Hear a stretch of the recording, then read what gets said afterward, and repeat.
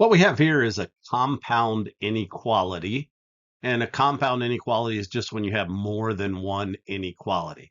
And so this is setting the values of x, and it's saying 2x minus 1 is less than or equal to 3, or 1/2 x plus 4 is greater than 7. So there's two different things here controlling the value of x.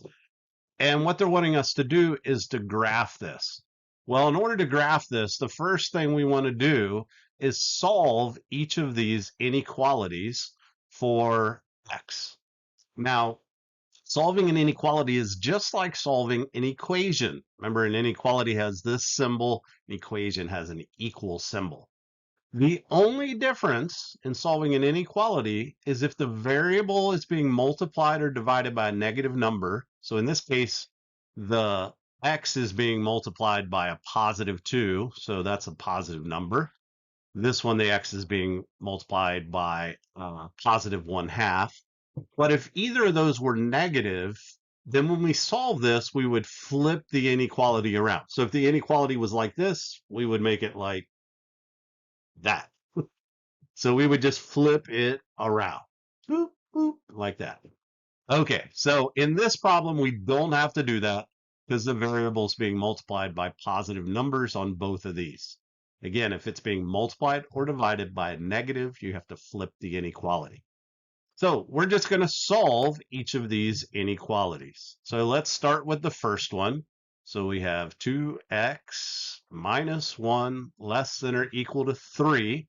Remember, solving them, you're using opposite operations to get the variable by itself. A lot of teachers teach you to draw a line through your inequality symbol. And so that's to remind you whatever you do on one side, you got to do on the other side. So I would add 1 to both sides, plus 1. Adding or subtracting comes first.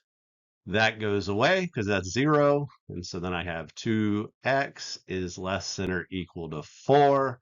I divide both sides by 2. And I get x is less than or equal to 2. So there's one of my requirements. X can be any value less than or equal to 2. Now we're going to go to the other inequality. So it's or, and let's look at the other side. So on this one, we have 1/2 x plus 4 is greater than, oh, sorry, that's not greater than or equal to, that's just greater than. So is greater than 7. Sorry, having technical difficulties. So I'm going to do the same thing here. I'm going to put a line. That's a beautiful line, very straight. I'm going to subtract 4 from both sides, minus 4. That goes away. I have 1/2 x is greater than 3. This is 1/2 times x, so I'm going to divide both sides by 1/2. Or the other way to do that, and a lot of teachers teach it this way, is to multiply both sides by the reciprocal, which is this flipped over. So you can either divide by 1/2, or you can multiply by 2/1 or 2. I'm just going to divide by 1/2. If you'd rather multiply by 2, that's fine. So 1/2 over 1/2 is 1. That goes away. And I get x is greater than 6. So here's what I have. Now that I've solved this for x, I have x is less than or equal to 2, or x is greater than 6. And I don't know why I keep putting the line underneath it, because it doesn't have a line there. So x could be anything smaller than 2 or equal to 2, or x could be anything bigger than 6.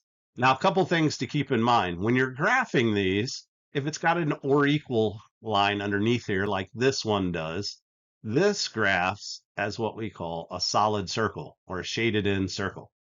This one, since it doesn't have the line under it, would be an open circle. So at 2, I'm going to put a solid circle, and at 6, I'm going to put an open circle. So if I look at these, I'm looking for a solid circle at 2. So A has a solid circle and D has a solid circle. So either A or D will work so far. I go to 6, it should be an open circle. Again, A and D both have open circles. So it's either A or D. Now I just have to do the shading. So X is less than or equal to 2. Where are the values that are less than 2? Well, those are to the left. So you would shade to the left. This says X is greater than 6. Where are the values that are greater than 6? They're to the right of 6, so you shade to the right.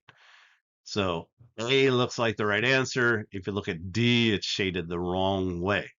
And in fact, D this is the graph of an and compound inequality. So this is an or. Ors look like this, where they're shaded away from each other. Ands look like this. One more thing. There's a little trick you can use. Sorry, I almost forgot the trick.